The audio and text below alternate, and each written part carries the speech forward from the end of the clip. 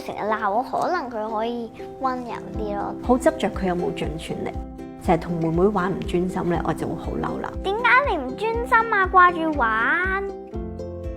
以前媽媽見到個活動幾有趣，就俾我哋試下。由佢第一次揸把劍開始，已經係5年前咯，真係未正式贏過嘅。咁但係佢都願意繼續，我都覺得呢個精神幾好嘅。佢係一個唔放棄嘅小朋友嚟嘅，好支持我真係好中意兼嘅。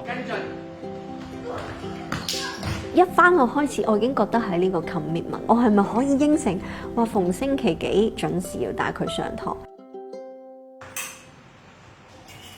有時我想見下佢，同佢傾偈咁。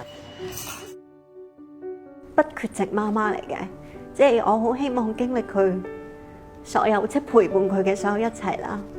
知道可以陪嘅時間唔係好多啦，因為有時候打緊嗰陣，我中意專心，唔好望嚟望去。可能佢越大都會想有自己嘅空間，都要學習放手嘅。中意同妹妹一齊喺屋企，全家人一齊玩。我中意媽媽同我哋講故事，特別喺夜晚瞓覺之前。頭先都有反省啊，其實我真係少咗時間陪佢睇書嘅。有啲情節就唔明，媽媽就會清楚啲講到個故事出嚟。反而佢好細個嘅時候，真係好堅持，日日都盡量講多啲故仔俾佢哋聽。唔得你咧，你隻腳要分開啲。爸爸媽媽可以做嘅係俾一個無憂無慮嘅環境佢，希望你放手去做乜你就做啦，我哋就喺背後支持你。